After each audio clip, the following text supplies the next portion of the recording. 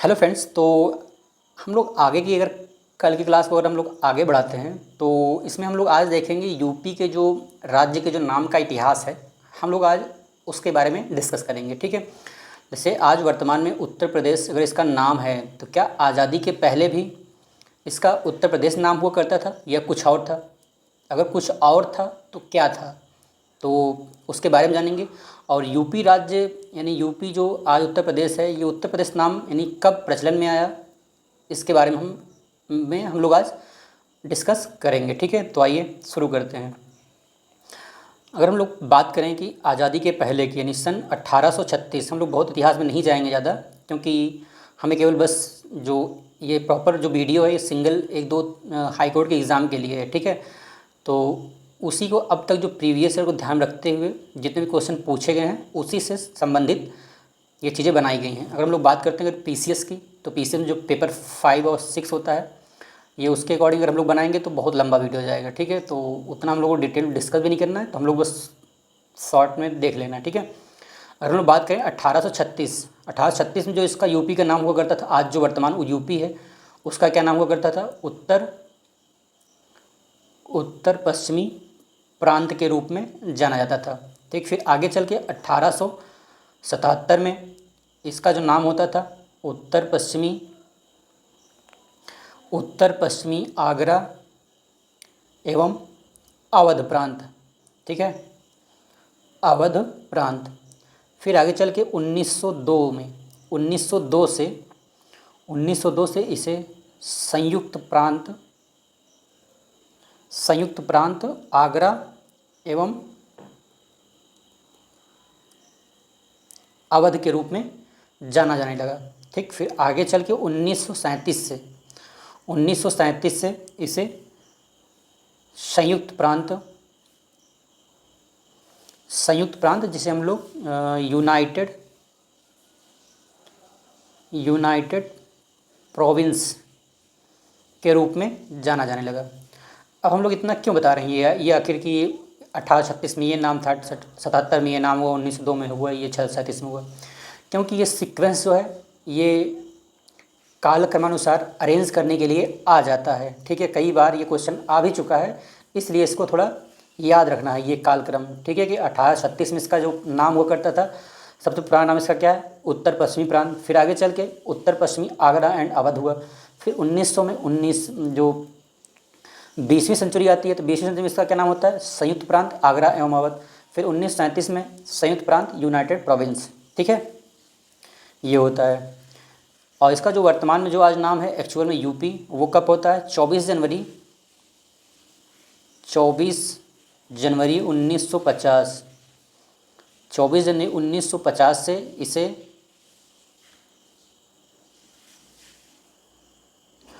उत्तर प्रदेश के रूप में जाना जाने लगा। ठीक है, 24 जनवरी 1950 से इसे उत्तर प्रदेश के रूप में जाने लगा। ठीक है, और 24 जनवरी को ही यूपी दिवस, उत्तर प्रदेश दिवस के रूप में भी मनाया जाता है। ठीक है, उत्तर प्रदेश दिवस के रूप में भी मनाया जाता है। ठीक है, तो ये हुआ हमारा यूपी का जो नाम का जो एक हिस्ट्री है, किस किस रूप में यानी परिवर्तित होते हुए आज वर्तमान में उत्तर प्रदेश का नाम हुआ। ठीक है, अगर हम लोग इसी में हम लोग अगर राजभाषा की बात करें, जो राजभाषा की अगर हम लोग इसी में बात कर लें, तो इसमें जो राजभाषा है जो आप सबको पता ही होगी, जो पहली इसमें यूपी में 2 राजभाषाएँ हैं। ठीक है, अगर हम लोग बात करें पहली राजभाषा के नाम, तो पहली जो राजभाषा है वो क्या है? हिंदी है। ठीक है, फिर दूसरी जो राजभाषा है वो क्या है? उर्दू है। उर्दू को कब अपनाया गया? 1989 से। ठीक है, 1989 में कह लें या 1989 से अपनाया गया उर्दू को। ठीक है, ये थोड़ा याद रखना है। ठीक, हिंदी तो पता ही है, हाँ ऑलरेडी हिंदी है, लेकिन उर्दू कब अपनाया गया ये सन अपने को याद रखना है, 1989 से। ठीक है, अब हम लोग बात करते हैं न्याय व्यवस्था के बारे में। ठीक है, जुडिशियल जो सिस्टम है, न्याय व्यवस्था, जुडिशियल सिस्टम।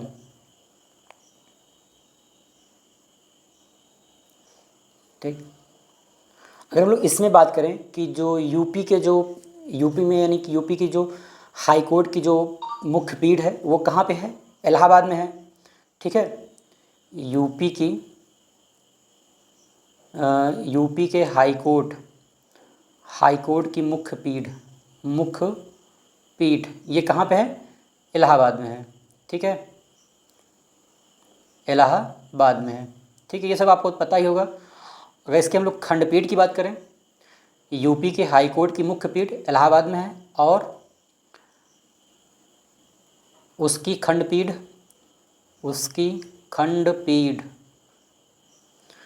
कहाँ पे है? लखनऊ में है, ठीक है। कहाँ पे है? लखनऊ में है, ठीक है। ये ज़रा अपने को याद रखना है, ठीक है। फिर अगर हम नेक्स्ट बात करें, जो हमारा इलाहाबाद का जो हाई कोर्ट है, इलाहाबाद हाई कोर्ट, बात करेंगे इसकी स्थापना कब हुई थी। इलाहाबाद हाई कोर्ट की स्थापना 1866 में, 1866 ईस्वी में आगरा में हुई थी, ठीक है, आगरा में हुई थी। इसे आगे चल के 1869 में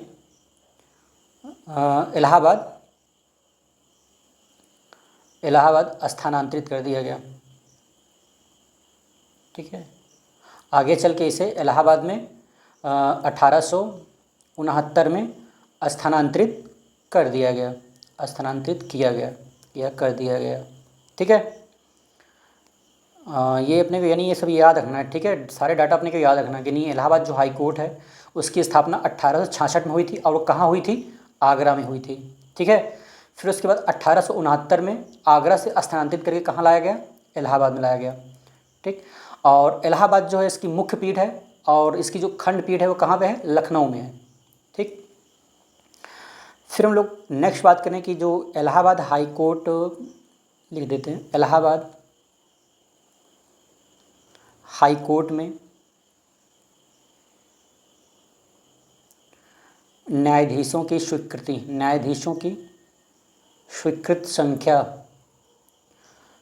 संख्या कितनी है? 160 है, ठीक है। जो इलाहाबाद में जो हाई कोर्ट है वहाँ पे जो न्यायाधीशों की जो संख्या है कितनी है? 160 है, ठीक है। जो देश के अन्य किसी हाई कोर्ट या उच्च न्यायालय से अधिक है, ठीक है। यानी देश में और भी जिस राज्य में है हाई कोर्ट, उन सभी हाई कोर्टों में से, सभी उच्च न्यायालयों में से इलाहाबाद उच्च न्यायालय में सर्वाधिक जजों की संख्या है, ठीक है। ये हुआ हमारा जुडिशियल सिस्टम, ठीक। फिर अब हम लोग बात करते हैं आगे हम लोग देखेंगे पंचायती राज के बारे में। पंचायती राज के बारे में, ठीक है, पंचायती राज, ठीक।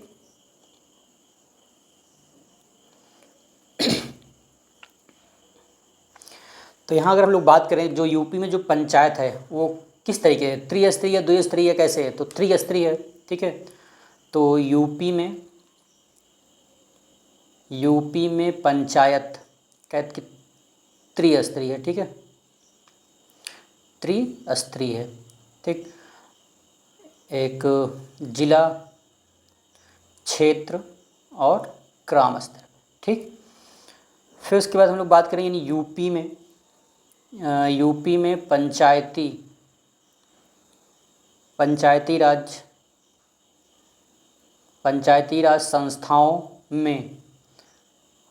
संस्थाओं में महिलाओं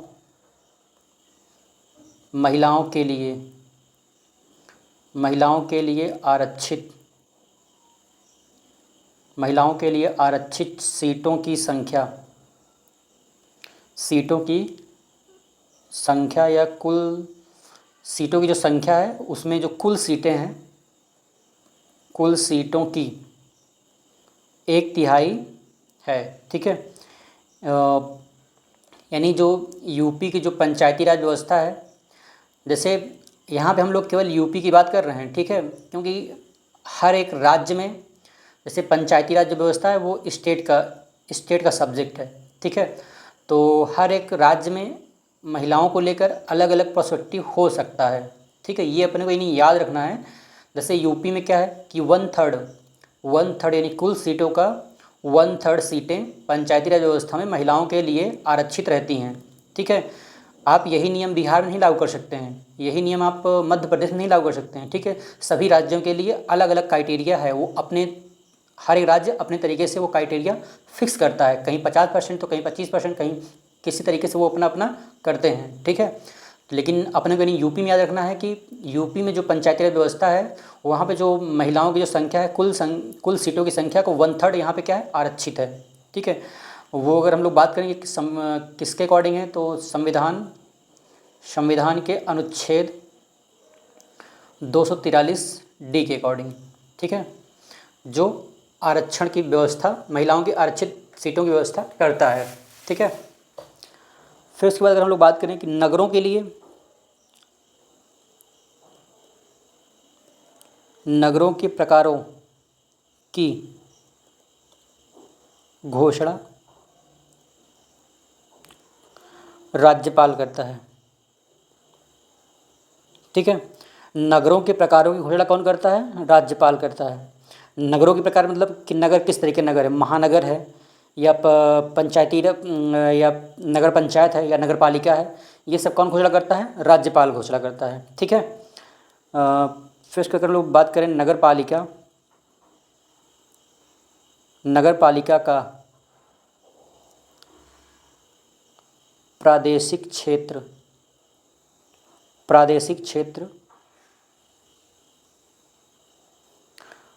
राज्यपाल द्वारा अधिसूचित किया जाता है, ठीक है। तो नगर पालिका का जो प्रादेशिक क्षेत्र है मतलब नगर पालिका यानी कितने एरिया से कितने एरिया तक रहेगा प्रादेशिक क्षेत्र, ठीक, वो राज्यपाल द्वारा अधिसूचित किया जाता है। फिर नेक्स्ट बात करें, अगर हम लोग बात करें कि यूपी में टोटल कितने नगर निगम हैं, नगर पालिका कितनी है, नगर पंचायत कितनी है, तो पता ही होगा यानी 17 यूपी में 17 नगर निगम हैं,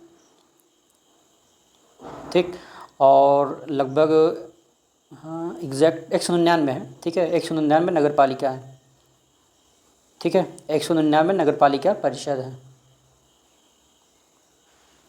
और 544 नगर पंचायत हैं, ठीक, 544 नगर पंचायत हैं। बात करें यानी यूपी में नगर निकाय तीन प्रकार के गठित किए जाते हैं, ठीक है, जिसमें से एक पहला होता है हमारा नगर निगम जो सबसे बड़ा होता है, फिर होता है नगर पालिका, उससे छोटा होता है, सबसे छोटा होता है नगर पंचायत, ठीक है, नगर पंचायत, ठीक। नगर निगम में नगर निगम में क्या बनते हैं? नगर निगम में एक मेयर होता है, ठीक है। मेयर जो होता है वो क्या होता है? मेयर निर्वाचित होता है, ठीक है, प्रत्यक्ष रूप से वयस्क जनता द्वारा चुनी जाती है, ठीक है।